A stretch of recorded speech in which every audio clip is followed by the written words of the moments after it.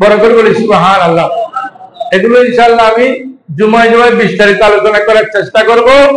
তো মুহররমের 10 তারিখ আরেকটি যে ঘটনা ঘটেছে, হৃদয় বিদারক ঘটনা, সেটি হলো রাসূলের পরিবার পরিজন, শিশু, মহিলা সহ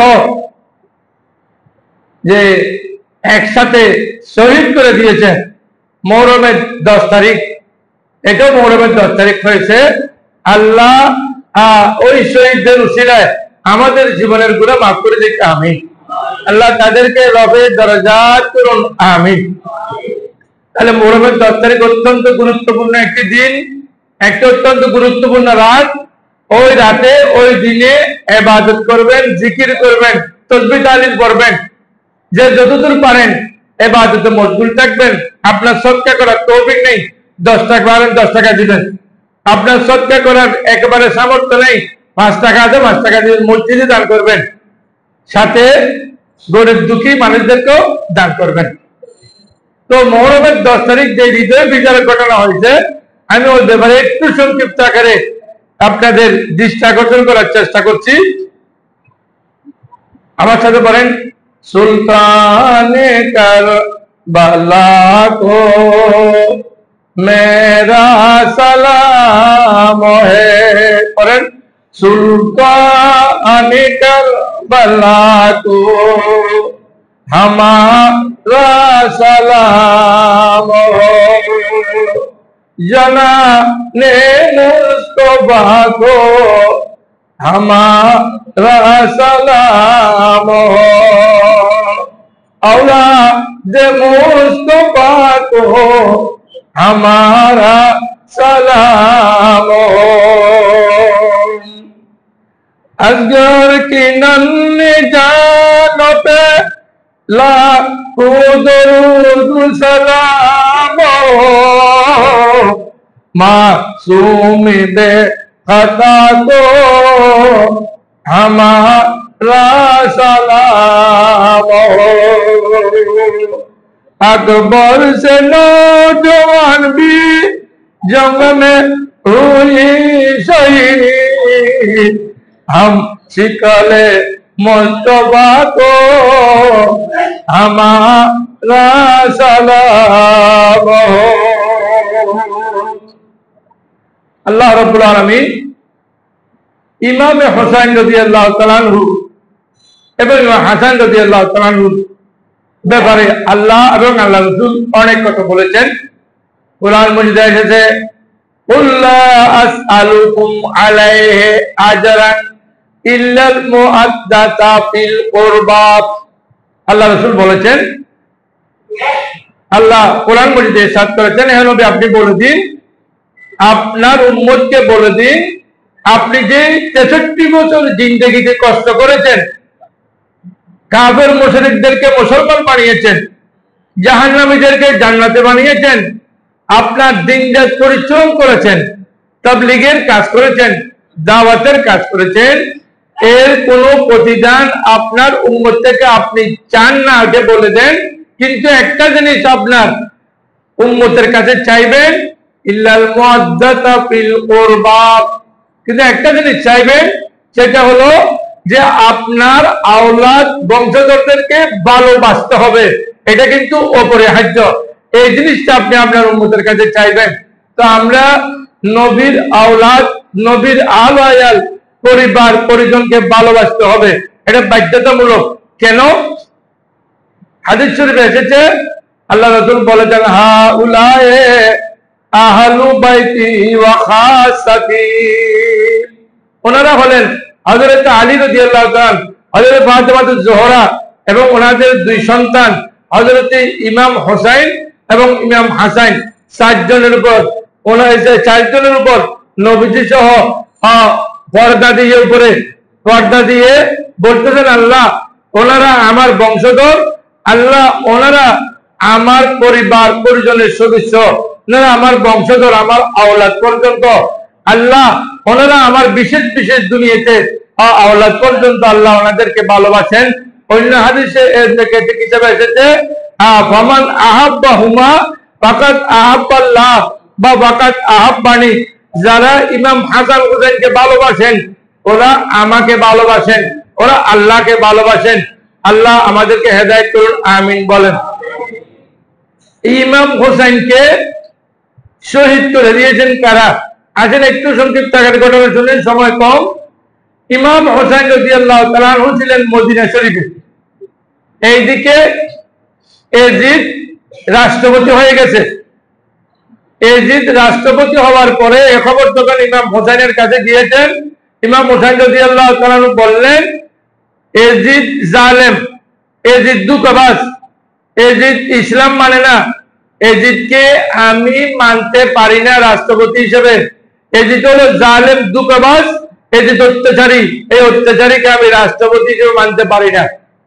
তাই কি করব? মক্কা শরীফ মদিনা শরীফের কেউ ওনাকে মানে না, আর বাকি বসরা কুফা অন্য জায়গাগুলো মেনে নিয়েছেন। এরপরে হঠাৎ করে বসরা থেকে কুফা থেকে ইমাম হোসেন রাদিয়াল্লাহু তাআলা আনহুর নিকট চিঠি যেতে লাগলো। তখন কিন্তু টেলিফোন ছিল না। চিঠি যেতে যেতে যেতে যেতে কয়েক বস্তা চিঠি গিয়েছে ইমাম হোসেনকে আসার জন্য।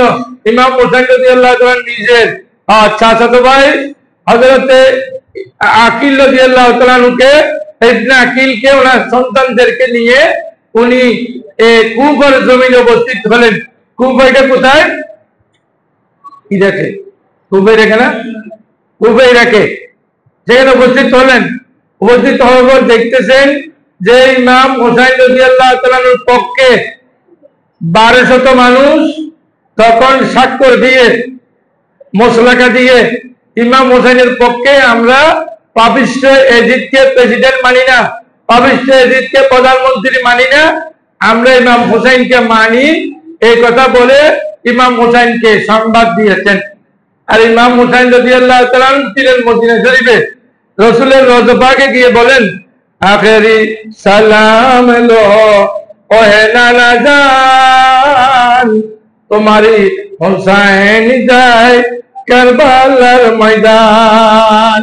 আখেরি সালাম লো ওহে নানা জান, তোমারি হোসেন যায় কারবালার ময়দান। ইয়া রাসূলুল্লাহ, আমি কারবালার ময়দানে চলে যাচ্ছি। ইমাম হোসেনকে অনেকেই নিষেধ করেছেন যে কুফাবাসীর অনেক মানুষ বেওফা, কুফাবাসী অনেক টাকাবাজ, কুফাবাসী মানুষ অনেকেই দুঃখবাজ, সবগুলো না আবার দুঃখবাজ, টাকাবাজ, বেঈমান, মুনাফিক আছে কুফার মধ্যে। যারা আপনার বাবা ইমামে আলী রাদিয়াল্লাহু তাআলা শহীদ করেছেন কুফাবাসী, আপনি সেখানে যাবেন না। যারা আপনার বড় ভাই ইমাম হাসানকে শহীদ করেছেন বিষ খাওয়ায়ে, ওই কুফায় আপনি যাবেন না।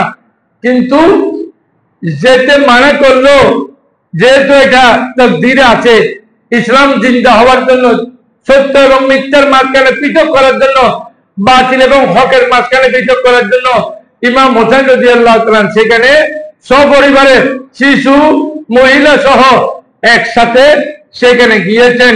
কোথায়? আস্তে আস্তে গিয়ে কুফায় পৌঁছেছেন। কুফার এই যে কারবালা, যেটা কিতাবে লিখতেছে, করত বিপদ বলত বিপদ, কারবালা মানে ডবল বিপদ। যেখানে ডবল বিপদ হয় সেখানে পৌঁছেছেন। কেন পৌঁছার কারণ হলো রাসূল করিম সাল্লাল্লাহু আলাইহি ওয়াসাল্লাম দুনিয়াতে থাকাকালীন সময়ে একটা বোতল দিয়েছেন হযরত উম্মে সালামা রাদিয়াল্লাহু তাআলা আনহাকে, যে হযরত উম্মে সালামাকে বলছেন এই বোতলের মধ্যে যে মাটি আছে, এই মাটিটা হযরত জিবরিল আমিন এনে দিয়েছেন।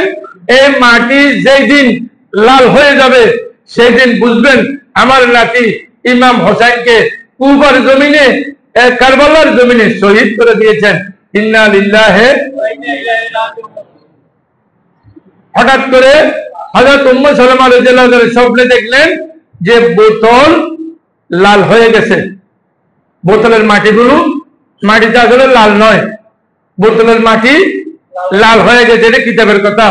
যা হোক, ইমাম হোসেন রাদিয়াল্লাহু তাআলা ওখানে পৌঁছার পরে ওনার সাথে অনেক রওয়ায়াত আছে, কেউ বলতেন পুরুষ ছিলেন 32 জন, আবার এর সাথে মহিলা ছিলেন, এর সাথে শিশু ছিলেন। ইমাম হোসেন রাদিয়াল্লাহু তাআলা ওখানে পৌঁছার পরে সেখানে উপর গভর্নর ছিল তখন নোমান বিন বশির। নোমান বিন বশির ছিলেন নবী পরিবারের প্রেমিক। নোমান বিন বশিরকে তাড়াতাড়ি এজিদ পাল্টিয়ে ফেলছেন। এজিদ তাড়াতাড়ি পাল্টিয়ে ফেলছেন, সেখান থেকে পাল্টিয়ে দিয়েছেন ইবনে জিয়াদকে। ইবনে জিয়াদ ছিল নামে মুসলমান, ইবনে জিয়াদ ছিল একজন মারাত্মক ধরনের মুনাফিক।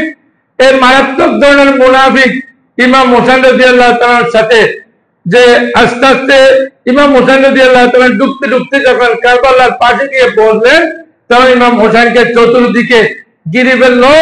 ইমাম হোসেন রাদিয়াল্লাহু তাআলার সাথে ছিলেন 72 জন, আর কেউ একটু বেশি বলছেন, আবার কেউ একটু কম বলছেন। আর এজিদ বাহিনী ছিল মাত্র 22,000। বড় করে বলি নাউজুবিল্লাহ। এই মুনাফিকদের বিচার আল্লাহ কিয়ামতের দিন আল্লাহর কাছে আমরা দাবি করি। 22,000 যে মুনাফিক ছিল, সেখানে হিন্দু ছিল না, বৌদ্ধ ছিল না, খ্রিস্টান ছিল না, সবাই নামধারী মুসলমান ছিল। মাথায় ছিল টুপি, মুখে ছিল দাড়ি, পাঞ্জাবি বড় ছিল, টাটকা খাসা ফেরেশতার মতো এই মানুষগুলো 22,000 মানুষ ইমাম হোসেন রাদিয়াল্লাহু তাআলাকে ঘিরে ফেলেছেন। ঘিরে ইমাম হোসেন রাদিয়াল্লাহু তাআলা বলতেছেন যে আমার 3টা দাবি আছে, আমার দাবিগুলো শুনো। একটা দাবি হলো, আমি যে মদিনা শরীফ মক্কা শরীফ থেকে এসেছি আমি সেখানে চলে যাব, আমাকে সেখানে চলে যেতে দাও। দ্বিতীয় নম্বর দাবি হলো, আমাকে এজিদের সাথে দেখা করতে দাও, আমি ডাইরেক্ট এজিদের সাথে কথা বলি, সে কি বলে। তৃতীয় নম্বর আমার দাবি হলো, আমাকে অন্যত্র কোনো জায়গায় হলো চলে যেতে দাও। কেন? তোমাদের নাম তো মুসলমান, আমি তো মুসলমান নয়। শুধু রাসূল করিম ঘোষণা দিয়েছেন, ইন্নাল হাসানা ওয়াল হুসাইনা সাইয়্যিদা শাবাবে আহলিল জান্নাহ। আমার ইমাম হাসান আর হুসাইন রাদিয়াল্লাহু তাআলা বেহেশতের যুবকদের সর্দার। এই নামধারী মুসলমানেরা, তোমরা যখন ইন্তেকাল করবা, তোমরা দুনিয়া থেকে যাবা, তোমরা বেহেশতে যেতে চাইলে ওই বেহেশতের সর্দার হবো আমি। আমার নানার হাদিস, সুতরাং আমাকে এই দিক থেকে এই দিক যেতে দাও। নোমান এরপরে ইবনে জিয়াদ হলো মারাত্মক ধরনের একজন কুচক্রী মানুষ। উনি আর দেরি করলো না, যেহেতু এজিদ অর্ডার দিয়েছে ধরে নেওয়ার জন্য, এরপরে ধরে নেওয়ার জন্য, মেরে ফেলার জন্য, যুদ্ধ করার জন্য। এবার 22,000 সৈনিক একে একে ইমাম হোসেন রাদিয়াল্লাহু তাআলা অনেক কথা বলেছেন, কিন্তু কেউ এরা কান দেয় না। এইদিকে ইমাম হোসেন রাদিয়াল্লাহু তাআলা তাবুতে আযান হচ্ছে, সেখানে আশহাদু আন্না মুহাম্মাদুর রাসূলুল্লাহ বলেছেন। আবার ওইদিকে ওই শয়তানদের, ইবলিসদের, মুনাফিক নামক মুসলমানদের, নামধারী মুসলমানদের সেই তাবুতে আযান হচ্ছে, সেখানে নামাজও হচ্ছে। আর নামাজের মধ্যে আত্তাহিয়াতু লিল্লাহি ওয়াস সালাওয়াতু ওয়াত তাইয়্যিবাতু আসসালামু আলাইকা আইয়ুহান নাবিয়্যু ওয়া রাহমাতুল্লাহি ওয়া বারাকাতুহু দুই তাবুতে পড়তেছেন। সাথে সাথে দরুদ ইব্রাহিম পড়ে ওয়ালা আলে মুহাম্মাদিন বলছেন। ওয়ালা আলে মুহাম্মদ মানে সেখানে ইমাম হোসেন রাদিয়াল্লাহু তাআলা সহ আওলাদে মুস্তাফা নবীর বংশধরকে নামাজে সালাম দিচ্ছেন। তাই নামাজ পড়লে শুধু মুসলমান, কথা বলেন না, কথা বলতে হবে। শুধু নামাজ পড়লে মুসলমান নয়। আপনারা তো মনে করেন ভারত নামাজের জন্য ভাড়া দিয়ে ফেলে, আল্লাহকে ভালোবাসেন না, নবীকে ভালোবাসেন না, নবীর আওলাদদেরকে ভালোবাসেন না। ইমানদার না হলে নামাজ যদি আপনি 100 বছর নয় 5,000 বছর নামাজ পড়তে থাকেন, লা তুকাব্বিরু সালাতুকুম, তোমাদের একটা নামাজও কবুল হবে না। দেখেন এজিদ মার্কা মুসলমানদের খাসলত, ওনাদেরকে এত প্রস্তাব দেওয়ার পরেও কেউ শুনলো না, কেউ শুনে না। না শুনতে লাস্ট মোমেন্টে এসে ইমাম হোসেন রাদিয়াল্লাহু তাআলা 9 তারিখ, আজকে 8 তারিখ, আগামীকাল 9 তারিখ, এই 9 তারিখ মুহররমের 9 তারিখ রাত্রে চতুর্দিকে লাইট বন্ধ, সবাইকে মশওয়ারা করার জন্য এক জায়গায় একত্রিত করেছেন। 72 জন মুসলমানকে একত্রিত করে বলেছেন যে এজিদ আমার রক্ত চায়, এজিদ আমাকে মারতে চায়, এজিদ আমাকে দুনিয়া থেকে বিদায় করতে চায়, এজিদ আমাকে শহীদ করতে চায়। তোমরা যে যেদিকে পারো রাতের অন্ধকারে তোমরা চলে যাও, তোমরা এখানে কেউ থাকিও না, তোমরা চলে যাও। আমাকে চায়, আমি যাব না, আমি হকের জন্য সত্য এবং মিথ্যার পার্থক্য করার জন্য, বাতিল এবং হক পার্থক্য করার জন্য আমি প্রয়োজনে এখানে শাহাদাত বরণ করব, তোমরা চলে যাও। সময় দিয়েছেন, একবার দুইবার তিনবার বলার পরে ওনারা উত্তর দিয়েছেন, না হুজুর আমরা কেউ যাব না। কেন যাবেন না? কেন? কাল কিয়ামতের ময়দানে যদি আল্লাহ আমাদেরকে জিজ্ঞেস করেন যে আমার নবীর নাতিকে, কলিজার টুকরা নাতিকে, ইমাম হোসেন সহ আমার নবীর পরিবারকে কারবালার জমিনে রেখে তোমরা কেন চলে গেছো, আমরা তখন উত্তর দিতে পারবো না, আল্লাহ ইয়া রাসূলুল্লাহ, হে রাসূলের নাতি, আমাদের জীবন তো একটাই, এটা যদি শহীদ হয়ে যদি দিতে পারি, এই জীবন যদি শাহাদাত অবস্থায় যদি চলে যায়, তাহলে আমাদের মতো ভাগ্যবান আর কি আছে? আমরা নবীর নাতিকে এখানে পেলে কেউ যেতে পারবো না, আমরা কেউ যাব না, আমরা এখান থেকে কেউ নড়াচড়া করবো না। সবাই আমরা শহীদ হব নয়, শুধু আমরা আগে শহীদ হব, পরে আপনি শহীদ শাহাদাত বরণ করবেন। একে একে 22,000 সৈনিক, আর এদিকে হলো 72 জন। 22,000। আমার আশ্চর্য লাগে, এই কুফাবাসী, এই ইরাকের জমিনে, ইরানের জমিনে মুনাফিক এখনো তারা বলতেছে নাম, কিন্তু মুসলমানের নামের সাথে মিল। এখনো ইরানকে এভাবে মারতে পারছে কেন? ওই মুনাফিকের কারণে। মুসাদ নামক মুনাফিক ওখানে ঢুকে গেছে, ওই মুনাফিকের কারণে ইরানকে এবার এত মারতে পারছে, না হয় এত মারা ইরানকে মারতে পারতো না। সাদ্দাম হোসেনকে যারা ধরে দিয়েছে, ওরা নামদারি মুসলমান, পুরস্কারের জন্য শয়তানার ধরে দিয়েছে। সুতরাং এগুলো হলো, এখানে মুনাফিক মুসলমান আছে এখনো, বাংলাদেশেও আছে মুনাফিক মুসলমান, পাকিস্তানেও আছে মুনাফিক মুসলমান, ওয়ার্ল্ডের যেখানে মুসলমান আছে, মুসলমান দুই ভাগ, কতগুলো খাঁটি মুসলমান আর কতগুলো মুনাফিক মুসলমান। টুপি দিলে, দাড়ি রাখলে, পাঞ্জাবি পাঞ্জাবি সুন্দর করে বললে, পায়জামা সুন্দর সুন্দর বললে মুসলমান হওয়া যায় না। মুসলমান হলো লা ইলাহা ইল্লাল্লাহু মুহাম্মাদুর রাসূলুল্লাহকে যারা বিশ্বাস করবে অন্তরে প্রাণে, আল্লাহ এবং রসুলের বিরুদ্ধে কিছু বলবে না, আল্লাহ এবং রসুলের বিরোধিতা করবে না, এবং আওলাদে মুস্তাফার বিরোধিতা করবে না, তারাই হলো মুসলমান। অন্যগুলো কিন্তু মুসলমান নয়, অন্যগুলো মুনাফিক।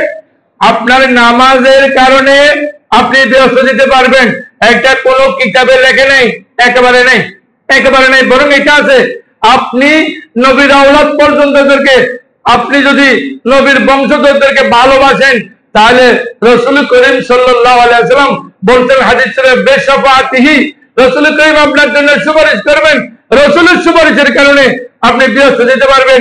ঈমান থাকলে পরে আপনি ব্যস্ত যেতে পারবেন। এখানে আমার একটি কথা, এটা সবসময় খেয়াল রাখবেন, ঈমান আগে, নামাজ পরে। কথা বলেন, সবাই বলেন একটু, ঈমান আগে, নামাজ পরে, ঈমান রোজা পরে, ঈমান আগে, হজ পরে। ঈমানের যদি ত্রুটি হয়, ঈমানের যদি কোনো ধরনের ডায়াবেটিস লাগে, ঈমানের সাথে যদি ইলেকট্রিক লাগে, ঈমানের সাথে যদি আপনার কোনো রোগ হয়, ঈমানের সাথে যদি ক্যান্সার রোগ হয়, তাহলে আপনার এগুলো কোনো কাজ আসবে না। এই জন্য কোনো মৌলবী, কোনো তৌলবী, কোনো ফকি, কোনো মুহাদ্দিস, কোনো মুফাসসির, কোনো আন্তর্জাতিক বক্তা আপনাকে জাহান্নাম ছাড়া জান্নাতে নিতে পারবে না। কেন? ও জাহান্নাম মে গয়া জুন সে বেপরওয়া হুয়া, আয় খলিলুল্লাহ কো ও হুব্বে রাসূলুল্লাহ, আর রাসূলের প্রেম ছাড়া, রাসূলের ভালোবাসা ছাড়া আপনি মুসলমান হতে পারবেন না। মুসলমান হলে ওই 22,000 এজিদ মার্কা মুসলমানের সাথে আপনার হাসর নসর হবে। একটু খেয়াল করেন, বাংলাদেশ সহ ওয়ার্ল্ডের বিভিন্ন জায়গায় বলতেছে, বিভিন্ন জনে বলতেছে এজিদের কোনো দোষ ছিল না। বড় করে বলবেন না। আপনাদের বয়স কত এখন? ওনার বয়সটা কম হলে 80 বছর হবে, 70 বছর বাড়িয়েছে। 70 বছরে কোনোদিন শুনছেন এজিদ নামক আর কোন মানুষ, দ্বিতীয় মানুষ পৃথিবীর মধ্যে জন্মগ্রহণ করেছে? কেউ নাম দিয়েছে? কেন? এজিদ শয়তান হওয়ার কারণে আর কেউ নাম দেয় নাই। যারা ইসলামী স্কলার নাম দিয়ে, ইসলামী চিন্তাবিদ নাম দিয়ে এজিদের কোনো দোষ নাই বলতেছে। ওরা আলেম নয়, ওরা আলেম মার্কা জালেম, ওরা আলেম নয়, ওরা হলো এজিদের 22,000 সৈনিকের দোসর, ওরা হলো এজিদ প্রেমিক, ওরা হলো এজিদের দোসর, ওরা কোনো আলেম নয়। এজিদ এত কাণ্ড ঘটানোর পরে এজিদের চরিত্র কি ছিল ওগুলো যদি আপনারা জানেন তাহলে মুখে হাত দিবেন। যাক, এগুলো আজকের কালকের নয়, এগুলো অনেক দিন আগের ইতিহাস আছে। এজিদ কে ছিল যদি পারি আমি একদিন বলবো। তবে এটা বলেন, এজিদ নিজের বোনকে, নিজের সৎ মাকে বিবাহ করা জায়েজ দিয়েছে। বড় করে বলবেন না নাউজুবিল্লাহ। এই সুযোগে এজিদের কারণে অনেকে হযরত আমির মুআবিয়া রাদিয়াল্লাহু তাআলা আনহু এজিদের বাবাকে গালি দেয়। এটা কিন্তু সম্পূর্ণভাবে নিষেধ। কেন? হযরত আমির মুআবিয়া রাদিয়াল্লাহু তাআলা আনহু উনি তো ভালো লোক ছিলেন, উনি রাসূলের সাহাবী ছিলেন। শুধু রাসূলের সাহাবী নয়,